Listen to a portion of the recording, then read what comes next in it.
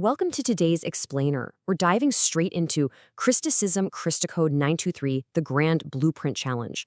This is a genuinely fascinating allegory from our source material. We've got two completely normal 20-year-olds dropped into a really high-stakes simulation. It's beautifully detailed and totally serene.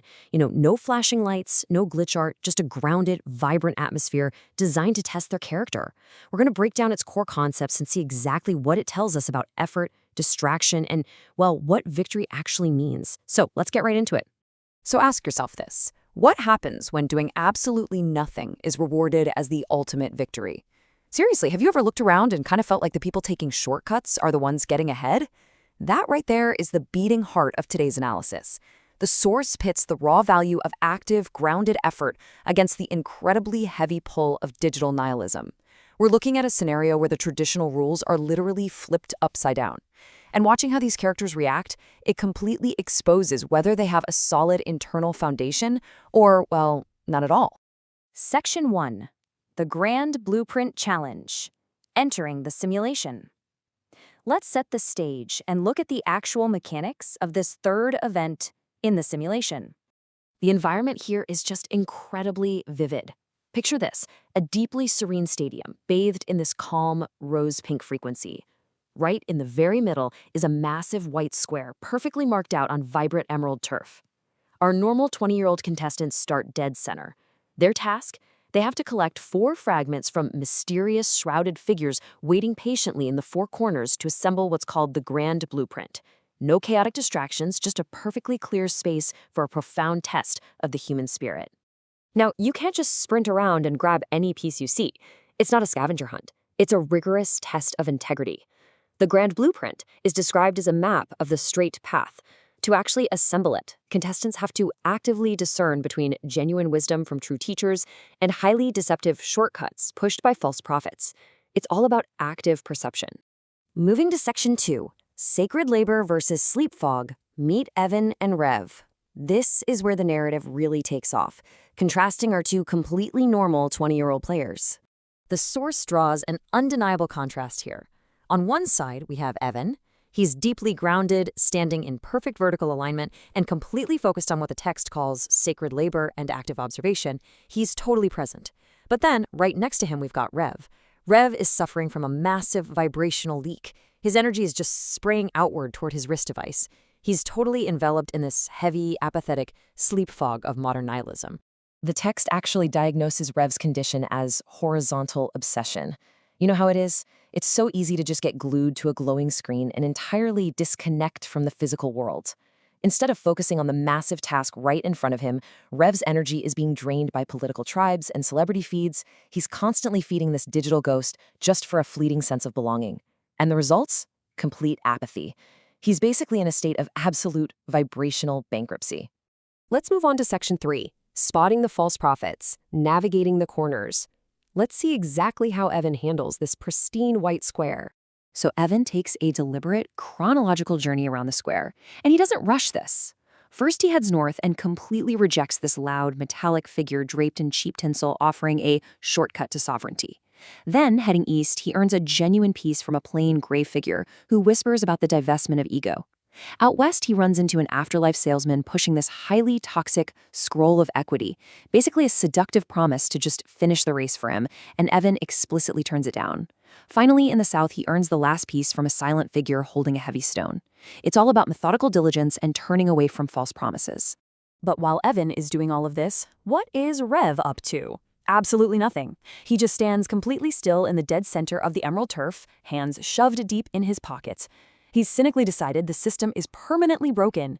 He even tells a passing spectator that the game is rigged, it's all just mindless data for the digital ghost, and nothing actually matters.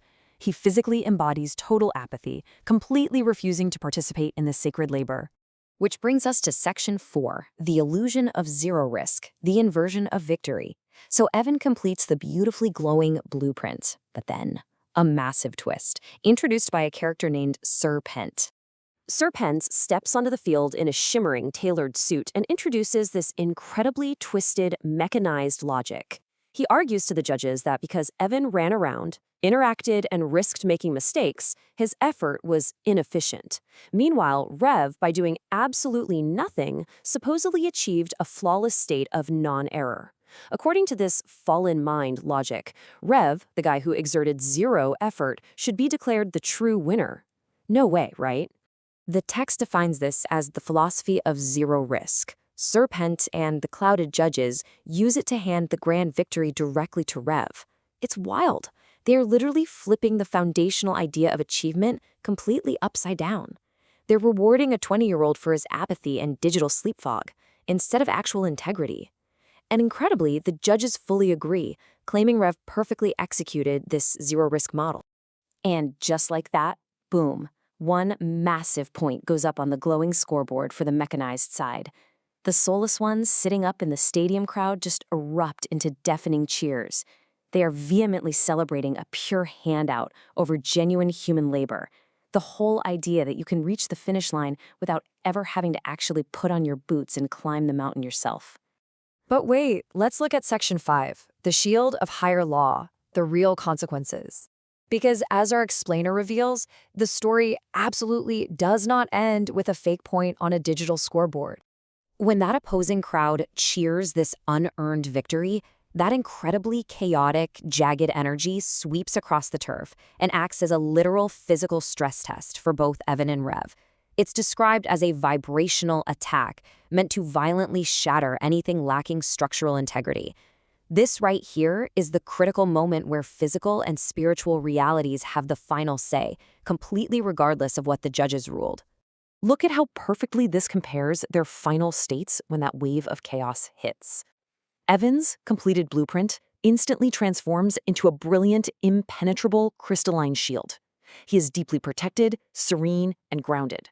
Rav, on the other hand, he was proudly handed a digital crown and an iridescent cape by a safetyist bot. But under the crushing pressure of reality, his false, unearned shell immediately shatters. His grand prize rapidly turns into this suffocating heavy gray sludge, leaving him utterly exhausted and crushed on the field. The source makes it unmistakably clear exactly why this happens to Rev, introducing this vital concept of unearned grace. Because Rev entirely avoided the sacred labor, he had absolutely no internal reservoir, no inner glow power banked up to handle the sudden weight of reality. It's like cramming for a major test 5 minutes before it starts instead of actually learning the material.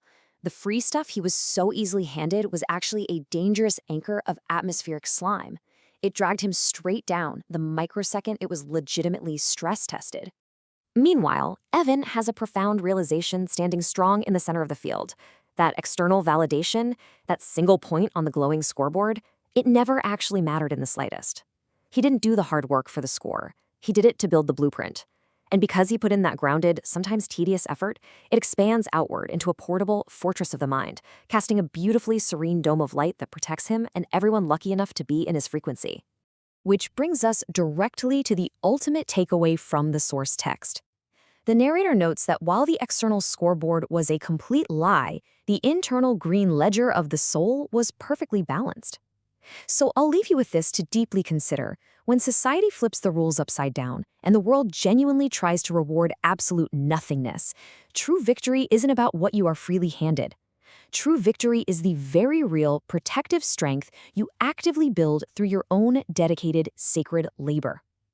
Thanks for joining me on today's Explainer. I really hope this deep dive into the simulation leaves you with a lot to think about regarding your own internal ledger.